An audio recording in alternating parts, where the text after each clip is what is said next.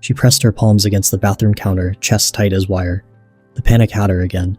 That familiar flood where everything felt like drowning in air. Her body knew this dance, cortisol cascade turning every cell into an alarm bell. 1 minute from now, she'd be steady again. Most panic attacks peak within 10 minutes. Your body literally cannot sustain that level of arousal indefinitely. It runs out of adrenaline, runs out of cortisol, runs out of fuel for the fire. The physiological sigh changes the timeline to 60 seconds. 3 mechanism nouns shape this response. Cortisol cascade, the waterfall of stress hormones flooding your bloodstream when threat signals fire. Vagal tone, your nervous system's built-in brake pedal that slows heart rate on command. Dive reflex, the mammalian survival response that drops your heart rate by 20% in seconds. People with panic disorder breathe differently even when calm. Shallow upper chest breathing that keeps carbon dioxide low and oxygen high. The perfect recipe for triggering more panic. Meanwhile, one specific breathing pattern immediately reverses this. This only works if you're willing to feel worse for 10 seconds before feeling better. The double inhale fills lungs past comfortable. The long exhale empties them past comfortable. Neither feels natural during panic.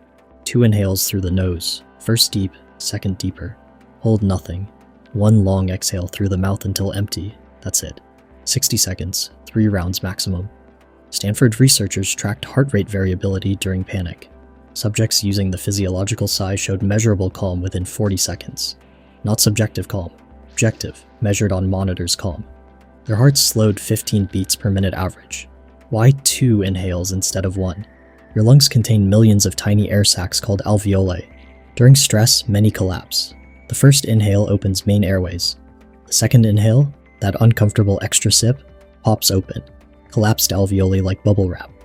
More surface area means more oxygen exchange. More oxygen exchange means clearer threat assessment. The exhale matters more than the inhales.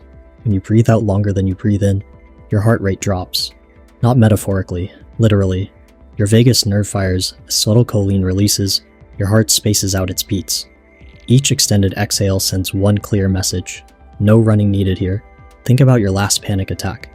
You probably tried to control your breathing but gave up because it felt impossible.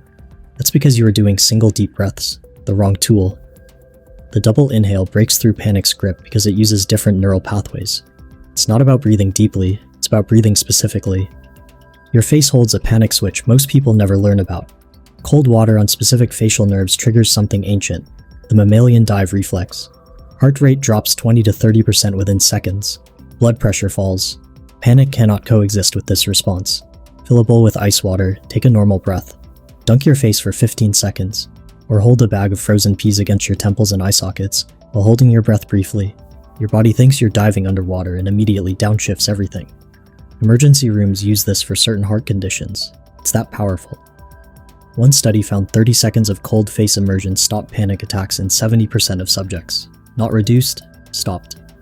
The nerves around your eyes and upper cheeks are the key triggers. That's why splashing your face helps but isn't enough.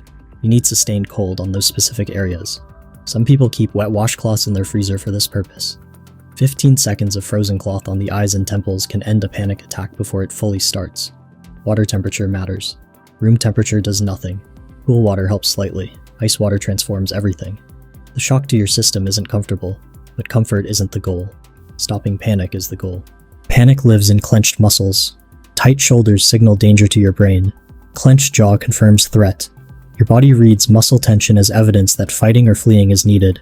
Clench everything deliberately for 5 seconds. Fists, shoulders, face, legs, everything. Then, release all at once. Your nervous system cannot maintain alarm when muscles go slack. It's physiologically impossible. The contrast between maximum tension and complete release forces a parasympathetic shift. Do this 3 times. 5 seconds tight, complete release. By the 3rd round, your breathing naturally deepens. Your heart rate drops, not because you're thinking differently, because your muscles told your brain the threat passed. Progressive muscle relaxation usually takes 20 minutes. This emergency version takes 30 seconds. You're not systematically relaxing each muscle group, you're creating one massive contrast between total tension and total release. The dramatic shift jolts your nervous system out of panic mode. Pay attention to your jaw especially. Panic loves jaw tension. After you release everything, let your jaw hang slightly open. Touch your tongue gently to the roof of your mouth. This position makes it impossible to maintain the physical architecture of panic. Panic is energy with nowhere to go. your body prepared to run or fight, then you sat still. That energy becomes shaking, pacing, that crawling feeling under your skin. 20 jumping jacks, or sprint upstairs, or shake your whole body like a dog coming out of water for 30 seconds. Give the adrenaline something to do. Let your muscles use what they prepared for. After intense movement, your body naturally downregulates. Heart rate rises, then falls below baseline. Breathing speeds then slows deeper than before. You burn through the stress hormones. Now recovery begins. Wall pushes work when you can't make noise or look obvious. Find a wall. Place both palms flat against it. Push as hard as you can for 10 seconds. Push like you're trying to move the building, then stop. The relief is immediate. You gave your fight response something to fight. Some people worry that exercise will make panic worse since both raise heart rate. But panic heart rate and exercise heart rate are different. Exercise heart rate comes with endorphins, purposeful movement, and a natural cool-down period. Your body knows the difference. Movement during panic shortens the attack, not lengthens it. Words shape physiology when used correctly. Not positive thinking, rhythmic repetition that synchronizes with breathing. This will pass on the inhale. I am safe on the exhale. Same words, same rhythm, 30 seconds minimum. Your brain cannot simultaneously repeat a simple phrase and spiral through catastrophic thoughts. Relax the bandwidth. The mantra becomes a mental anchor while your body settles. Pick 4 syllables maximum. Match them to breathing. Riding waves works. This will pass works. I am here works. The words matter less than the repetition. You're giving your mind something to do besides panic. The key is starting the mantra before you believe it. You won't feel safe while saying, I am safe. That's fine. You're not trying to convince yourself. You're occupying the mental channels panic uses to escalate. Say it without believing it. Say it mechanically. Say it anyway. Some people count instead. 1 on inhale, 2 on exhale, up to 10, then restart. Numbers work because they're neutral. No emotional weight to argue with. The counting gives your mind structure while your body calms. These techniques bypass thinking entirely. You cannot think your way out of panic because panic isn't a thinking problem, it's a body problem. Your amygdala hijacked your system. Logic comes back online after physiology calms, never before. The physiological side directly stimulates vagal nerve fibers. Cold water triggers an involuntary reflex older than human consciousness. Muscle release forces nervous system shifts. Movement burns through the chemical soup. Mantras occupy the bandwidth. Panic needs to sustain itself.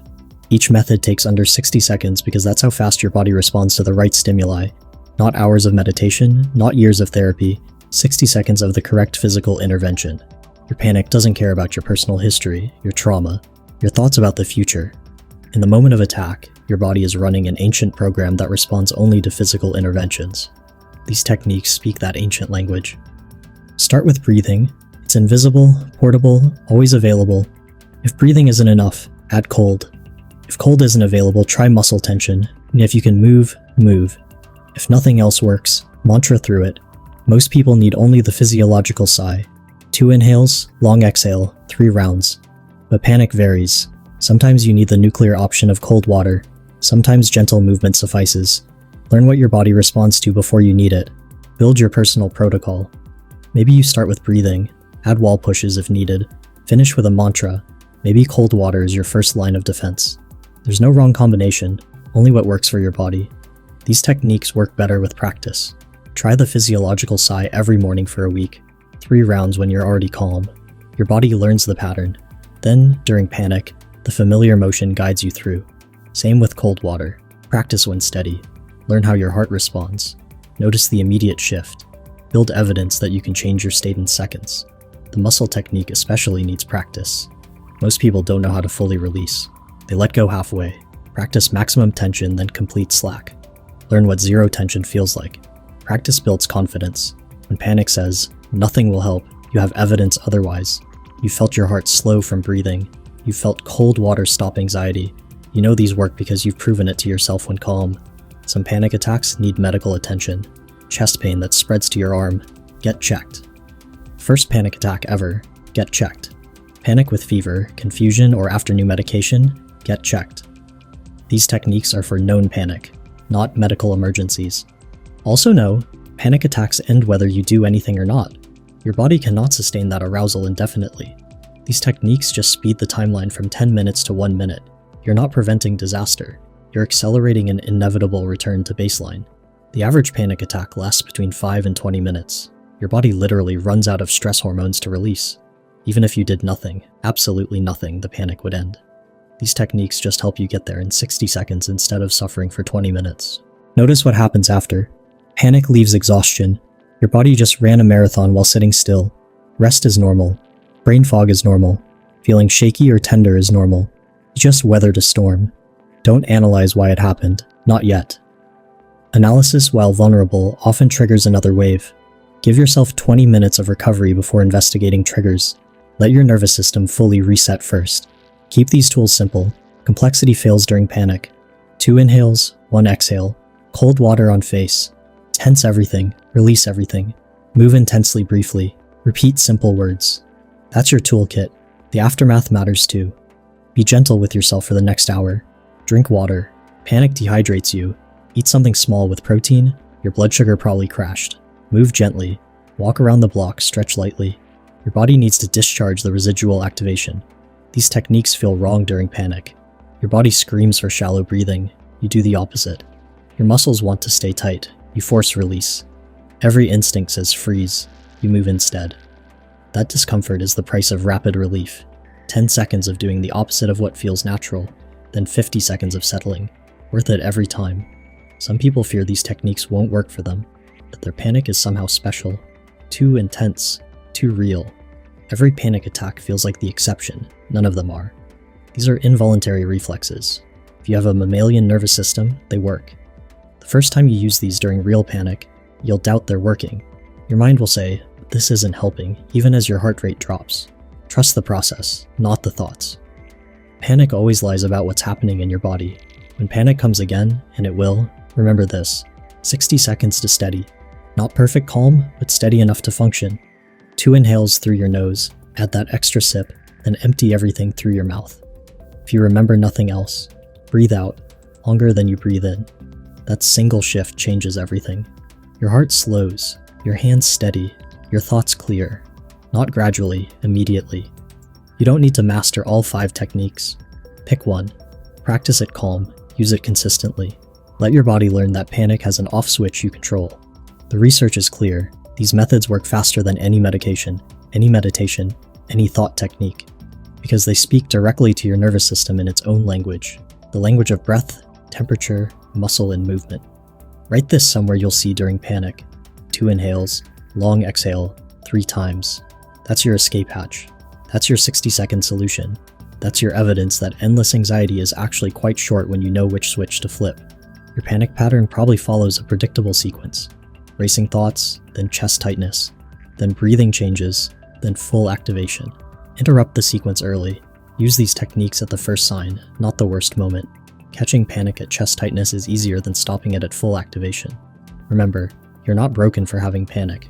Your nervous system is doing exactly what nervous systems do, protecting you from perceived threats. These techniques don't fix something wrong with you. They give you manual controls for a system usually on autopilot.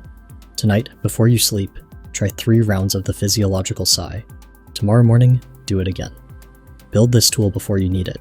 When panic comes, you'll have muscle memory on your side. Comment 60-second reset if you're ready to practice these before your next panic attack hits. Sometimes knowing others are building the same toolkit makes the practice feel less alone. We're all just mammals learning to manually operate our nervous systems. The gap between endless anxiety and rapid relief is smaller than you think. It's 2 inhales and a long exhale. It's cold water on your face. It's clenched fists, then released hands. Your body already knows how to calm down. These techniques just show you where the controls are hidden.